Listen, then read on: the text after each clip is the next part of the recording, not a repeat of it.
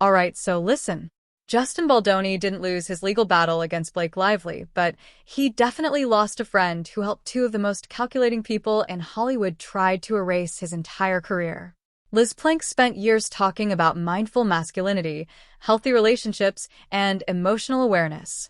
But when the stakes got high enough, she made a decision. And that decision was to help Ryan and Blake bring down the man who had made her a big part in his life. I want to ask y'all something, and I want you to really think about this before I answer it for you. What's worse, getting punched by an enemy or getting stabbed in the back by a friend? Because I know which one I'd pick, and it isn't the enemy. A friend who sits at your dinner table, plays with your kids, tells you they love you in public, and then goes behind your back to the same people trying to hurt you. Well, that's what I don't like. Because these types of things make you question everything you thought you knew about who you are. And that's exactly what happened to Justin Baldoni. To be on the Baldoni side, you say, well, she's an absolute traitor. She backstabbed him with no evidence. All right, so Listen the Man Enough podcast launched in 2020 with Justin Baldoni, Liz Plank, and Jamie Heath as the three main hosts. For those who don't know, the whole premise of that show was about talking to men about what it means to be vulnerable, what it means to show up as a good person, what it means to be a better human being in the world. Now, for that kind of show to actually work, hosts have to be real with each other. And this is where things get messy. Liz Plank didn't just work with Justin. She became part of his family. She was a frequent guest in his home, spent time with his wife, played with his kids, and was at his dinner table sharing meals and talking about life and being a genuine friend. According to me, you do not invite someone to play with your children unless you trust them completely. That's an act of deep, deep trust. You are literally letting someone into the most vulnerable part of your life because you believe they are a good person. Justin gave her that trust. He gave her a stable platform, good paycheck, and a safe place in his life. He even brought her into his home and made her part of his family. But I also believe she used these things against him, because around the same time Plank was secretly texting Ryan Reynolds with fake stories about Justin being a red flag. She was also out here posting things publicly that I want to make sure you hear, because they are absolutely wild. On Justin's birthday in March 2023, she wrote a message that was so full of praise it is genuinely hard to believe she was secretly plotting against him at the exact same moment. She wrote, and I'm quoting this here, "Happy birthday, Justin. Thank you so much for being a part of my life and making the world so much better just by being in it. I love you. You model the kind of masculinity, the kind of humanity that literally, if anyone could practice, would really change the world." Around the same time, she also left a comment on an Instagram post dedicated to Justin's mother saying, "I knew a great man like you could only be raised by a Pisces woman." So what made her flip? What was worth more than 5 years of friendship, trust, and family dinners? The answer is sitting right there in her own text messages. And I promise you, once you see what she saw, you're going to understand exactly how this went down. Blake is a nobody. But back in 2021, she was friends with Ryan and Blake. Even though she was Justin Baldoni's friend and his podcast co-host, she decided to come out in support of Blake and drop Justin Baldoni and to leave the podcast and then go out. Early in 2023, Liz Plank was messaging a friend named Louie. And in those messages, she realized exactly what Justin Baldoni had in his hands. She knew what ends with us was going to be huge. But here's the interesting part. Liz Plank also knew that Ryan and Blake were targeting the project. She knew they were plotting to take control of it, what was at stake, and exactly who was coming for it. This is the exact moment the betrayal took root. Liz Plank did the math. She looked at the situation and made her choice of siding with the LS network over the friendship that had literally fed her and made her part of something for 5 years. Once she made that choice, she didn't just pick a side. She decided to make herself valuable to the people who wanted to take his movie. She started leaking them information, offering herself up as an inside source while always thinking that Justin was an easy target, and she was more than willing to help bring him down for her own profit. Not only did Liz Plank post this photo in 2019 thanking Ryan freaking Reynolds, he also posted her book to his story. She also was unwelcome to Wrexham. Ryan and I had questions. So we went to the only logical place for answers. A woman. Hi, my name is Liz Plank. In the first episode of the show, Rob said that he went to Ryan for a movie. This was never a friend who got caught up in something messy and made a bad decision in the heat of the moment. This was a calculated betrayal from the very beginning. She saw an opportunity to ride the right coattails, and she went for it without hesitation. But here's the thing. Ryan's camp didn't just need a friend on the inside. They needed a false reason, something they could point to and say, look, this isn't about the movie.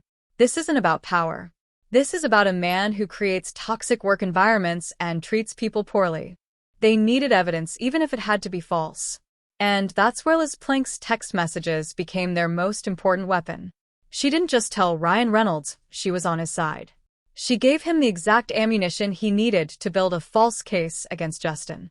And once you see what those texts said, you're going to understand exactly how harsh this whole situation was. In text, Liz Plankin says, I'm a little baffled by Mr. Baldoni. I would love some guidance at some point. She says, rats. I tried to warn Blank on the red flags, but I was hoping he had gotten better. In April 2023, right as the power struggle over the movie was really starting to heat up, Liz Plank sent a text to Ryan Reynolds that would become the foundation of everything that came after.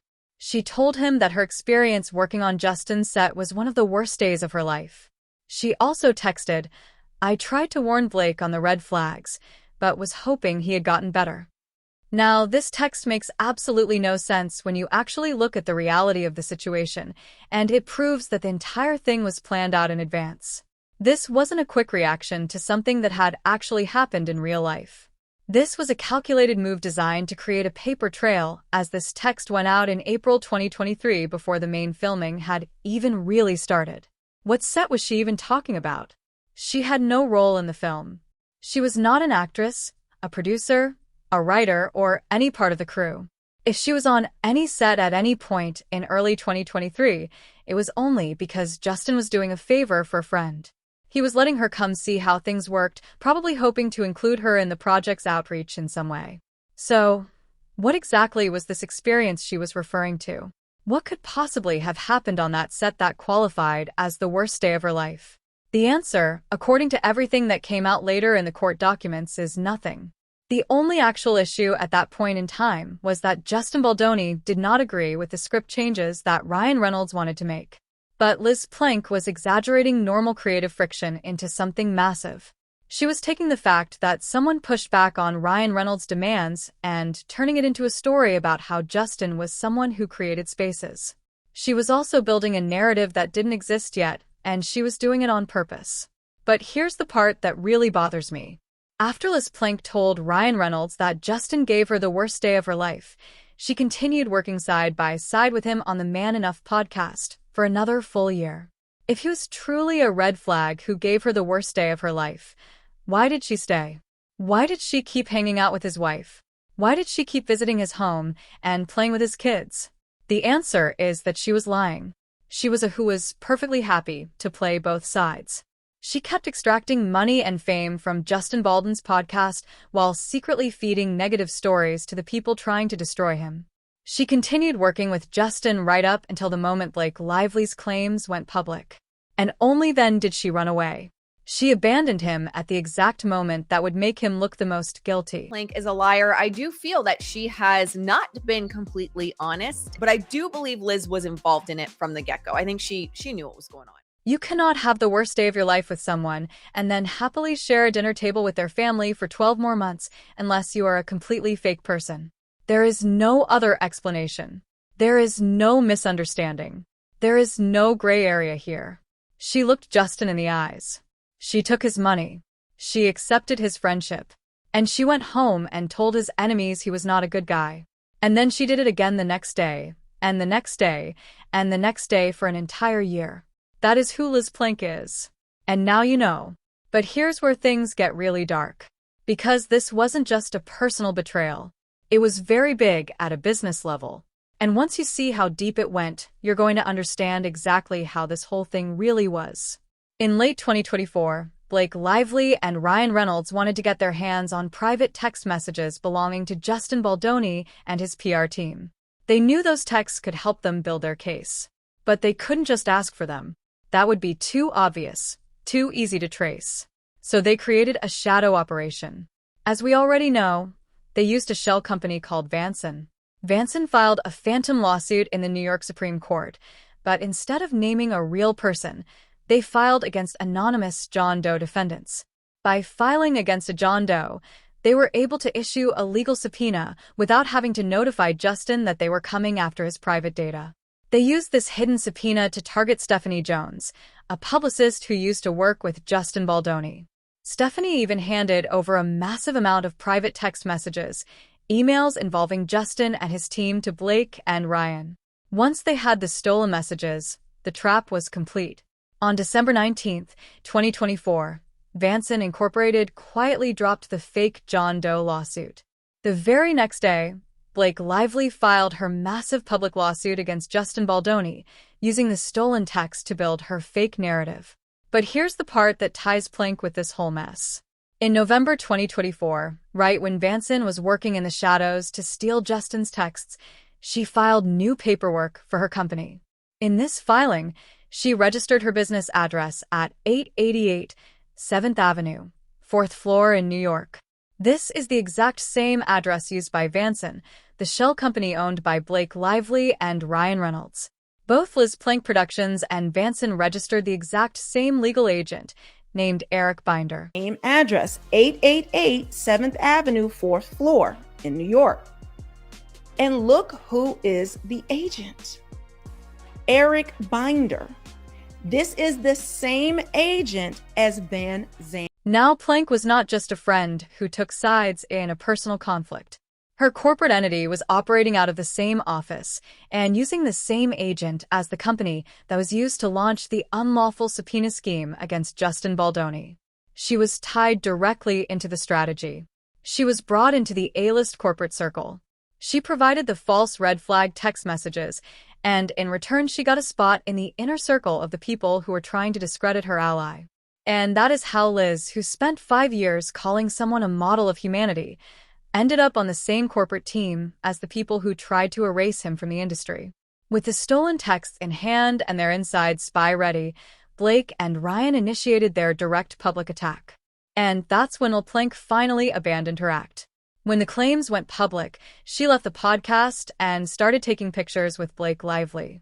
When a federal judge dismissed the case months later, she laughed about it on social media. But I'm getting ahead of myself. Let's talk about the great unsealing. So December 2024 rolls around. Blake Lively and Ryan Reynolds filed their lawsuit against Justin Baldoni. And to make sure the public turned against him completely, they didn't just file legal paperwork. They went to the press, planted a major hit piece in the New York Times, using the selected edited texts they had stolen through Vans and Scheme to make him look like a villain. After years and years of acting like Justin's best friend, after posting those glowing birthday messages and hanging out with his family and telling him she loved him, she quit the Man Enough podcast just days after the New York Times article came out. She abandoned him the second lawsuit went public while timing her exit to make him look as guilty as possible. And then during the rollout of the movie when the Hollywood premiere happened, Liz Plank attended the event but completely ignored Justin Baldoni. She took multiple pictures with Blake and tagged her in all her videos, showing everybody exactly whose side she was on. It was a public declaration of betrayal dressed up as a photo op. But here's where we get to the part that honestly made me lose whatever respect I had left for her, and it happened last month. By that point, federal judge Louis Lyman had seen right through Blake Lively's lies, and he dismissed 10 out of 13 claims in her lawsuit. You would think that someone who spent years hosting a podcast about empathy and healing would be relieved that her former friend had been cleared of such charges. But Plank thought it was funny. On social media, somebody commented on the dismissal, writing that they saw what they called the funniest boy problem get dismissed by a federal judge. And Link replied directly to that comment. For a woman whose entire brand is built on creating safe spaces for men to be vulnerable, reducing a massive legal attack and false allegations to a funny boy problem is genuinely disgusting behavior. It is the most hypocritical thing I have ever seen from someone who built a career pretending to care about gender issues and emotional honesty.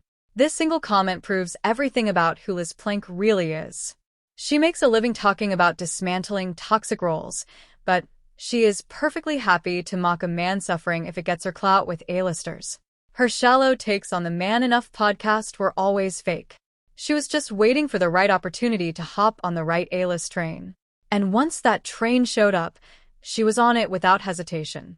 But here's the thing about lies. No matter how powerful the people telling them are, the truth always eventually comes out. And in January 2026, It came out all at once. That's when the federal court ordered the release of hundreds of hidden documents and text messages in an event that became known as the Great Unsealing. This was a large dump of court documents, fully destroying the false narrative that Blake Lively and Ryan Reynolds had built. First, the documents exposed Ryan Reynolds' behavior. Second, the documents exposed Blake Lively's lies. Third, the unsealing exposed the involvement of Taylor Swift. There's an allegation that they set up a sham lawsuit, they being Blake Lively's team, where they sued this publicist to get the phone to release these text messages to the... When fans reacted to the released documents, the backlash was massive. Many people felt the situation showed Justin Baldoni as innocent. Others viewed him as a filmmaker trying to direct his project, while powerful figures allegedly used legal and media pressure to push him out. Some interpreted the documents differently and criticized Blake Lively, but those interpretations remain disputed. Some claims suggested she had significant influence on set, and disagreements arose.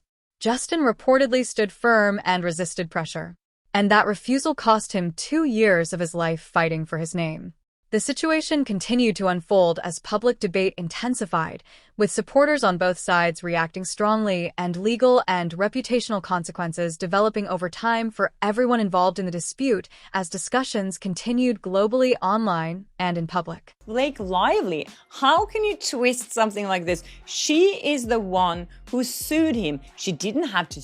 When fans saw the released materials, reactions were intense. Many people online interpreted the events as showing Justin Baldoni as innocent. They viewed him as a director working on his film, while powerful celebrities allegedly used influence, legal teams, and associates to push him out of the project. Some readers and fans interpreted the documents differently, and discussions online became highly polarized.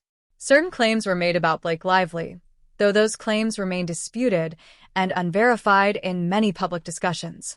Some interpretations suggested she had influence in production disagreements and creative tensions during the process. Justin was described by supporters as standing firm and refusing to yield under pressure. That refusal is said by some commentators to have cost him years of professional and personal strain while legal proceedings continued. The situation remained active as public debate expanded across media platforms and social networks. In this broader context, many observers formed differing conclusions about responsibility and accountability among the parties involved. Before all of this unfolded, Blake Lively and Ryan Reynolds were widely perceived by audiences as likable public figures and effective brand partners. However, as online audiences engaged with videos and court-related material, public sentiment became more divided.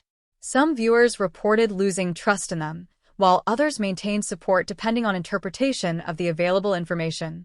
During this period of escalating scrutiny, Blake Lively ultimately decided to withdraw her lawsuit claims and pursue a resolution outside of court. Her legal team described the outcome as a strategic resolution rather than a public defeat.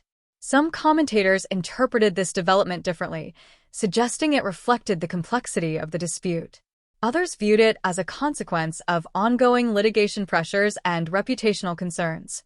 The broader narrative continued to circulate online with strong opinions on all sides. Supporters of Justin Baldoni argued that he had been treated unfairly and continued to defend his position. Critics of this interpretation cautioned that many details remain contested and not definitively proven in public record. The discussion also expanded into broader commentary about Hollywood power dynamics and media narratives. Some analysts argued that high-profile disputes often become amplified through social media attention cycles. Others emphasized the importance of separating verified facts from speculation. As the story developed further, additional commentary emerged regarding workplace dynamics and creative disagreements. Many observers noted that complex entertainment projects often involve conflicting perspectives. The narrative surrounding the dispute continued to evolve as new information was discussed in public forums. Some users online expressed emotional reactions to perceived fairness and accountability in the situation. Others urged caution in drawing conclusions without full context from all parties involved. The conversation also included reflections on friendship, trust, and professional relationships within high-pressure environments. These reflections often extended beyond the specific case into general discussions about loyalty and ethical decision-making. In the aftermath of heightened media attention, public discourse remained active and fragmented. Many narratives circulated simultaneously across platforms with differing emphases and interpretations. Supporters of different individuals continued to debate responsibility and intent based on selective readings of available information. The situation ultimately became an example of how modern media environments shape public understanding of legal and interpersonal conflicts. In conclusion, many commentators noted that outcomes in such disputes are rarely simple or one-sided regardless of public perception. The final phase of discussion centered on how narratives are constructed and amplified over time in entertainment news cycles and social platforms. Observers emphasized that evolving interpretations often reflect broader cultural debates rather than definitive factual conclusions about any single individual involved. As a result, the story remains widely discussed and continuously reinterpreted across online communities and media coverage worldwide, with ongoing debates about credibility, evidence interpretation, and accountability continuing into the future across audiences everywhere. Online discussions. In Toro 10. If you made it this far, first of all, thank you so much for hanging in there with me. I know this was a long one, and there's a lot to process, but I really do think these are the kinds of stories that matter to talk about, because this isn't just about Hollywood, this is about power and betrayal, and what happens when people with money and influence decide that the rules don't apply to them. If you found this video interesting, and this breakdown helped you understand what really happened, then please do subscribe, hit that button, turn on notifications, because I'm going to keep bringing you these videos whenever there's something worth digging into. Also, what do you guys think? Did you ever trust Liz Plank after seeing her on the Man Enough podcast? Drop a comment and let me know. Thanks again for watching. I'll see you in the next.